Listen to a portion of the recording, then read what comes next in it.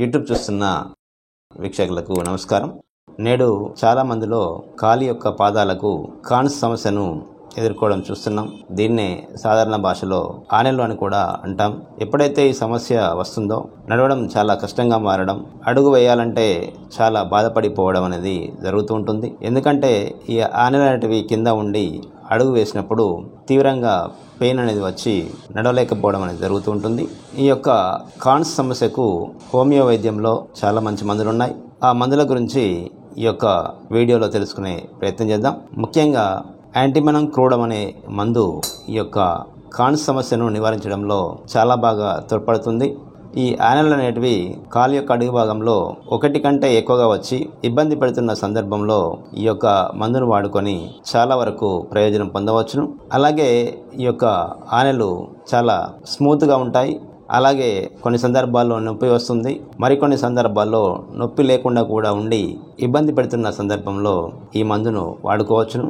వీరి యొక్క మానసిక స్థాయిని పరిశీలించినట్లయితే ముఖ్యంగా వీరు చాలా సెన్సిటివ్ వ్యక్తులు. కారణం లేకుండానే వీరికి కోపం అనేది తీవ్రంగా వస్తుంది. అలాగే ఎవరితోనూ సరిగా కలవలేరు. ఇలాంటి లక్షణాలు ఉండి ఈ యొక్క ఆనెల సమస్యతోని బాధపడుతున్నప్పుడు యాంటీమనం క్రూడం అనే మందు చాలా బాగా పనిచేస్తుంటుంది.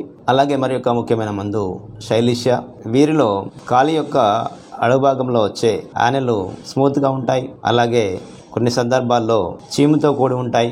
అలాగే నొప్పి కూడా తీవ్రంగా ఉండి కదిలినప్పుడు చాలా బాధగా అనిపిస్తుంటుంది. ఎప్పుడైతే కాన్స్ తీవ్రమైన నొప్పి అలాగే చీముతో కూడి ఉండి ఇబ్బంది పెడుతున్న సందర్భంలో ఈ యొక్క శైలిష్య అనే మందు చాలా బాగా పనిచేస్తుంటుంది.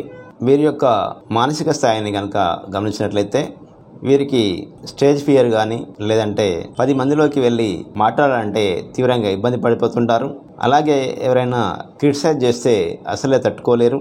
ఇలాంటి లక్షణాలు కలిగి ఉండి ఈ యొక్క ఆనెలు అనేటివి చీముతో కూడి ఉన్న సందర్భాల్లో ఈ యొక్క శైలిష్య అనే మందును వాడుకొని ప్రయోజనాన్ని పొందవచ్చును. అలాగే మరి యొక్క ముఖ్యమైన మందు లైకోపోడియం. ఈ మందు కూడా ఈ యొక్క ఆనెల సమస్యకు చాలా బాగా పనిచేస్తుంటుంది.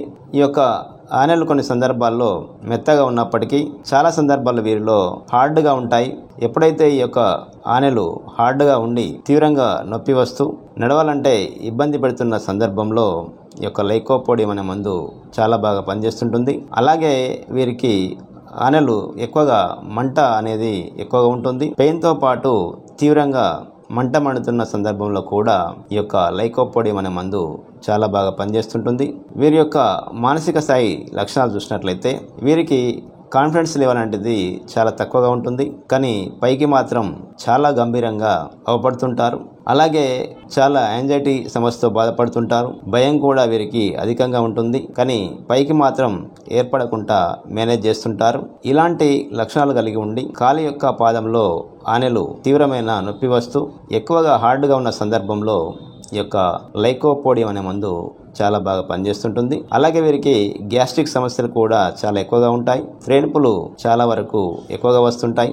ఇలాంటి లక్షణాలు కలిగి ఉన్న సందర్భంలో కూడా ఈ మందును వాడుకొని ప్రయోజనాన్ని పొందవచ్చును. అలాగే మరి ఒక ముఖ్యమైన మందు యాసిడ్ నైట్రికం. ఈ మందు కూడా కాలి యొక్క పాదాల్లో వచ్చే ఆనెలకు చాలా బాగా పనిచేస్తుంటుంది.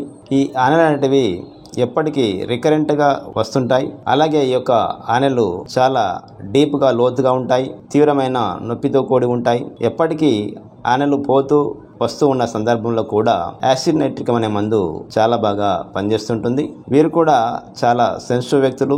తీవ్రమైన కోపం ఊరికనే వస్తుంటుంది. ఇలాంటి లక్షణాలని ఆధారంగా చేసుకొని కూడా వీరికి యాసిడ్ నైట్రికం అనే మందు వాడుకోవచ్చును.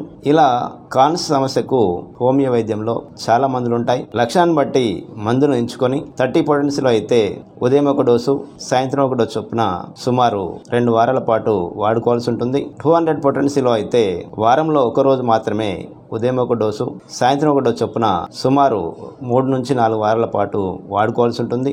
ఎప్పుడైతే సమస్య అనేది తగ్గుముఖం పడుతుందో వెంటనే మందులు ఆపేయాల్సి ఉంటుంది. ఒకవేళ సమస్య తగ్గకుండా ఇబ్బంది పెడుతున్న సందర్భంలో దగ్గరలో ఉన్న హోమియో డాక్టర్ సలహా మేర గనుక మందులు వాడుకున్నట్లయితే ఈ యొక్క ఆనెల సమస్య నుండి త్వరగా విముక్తి పొందవచ్చును.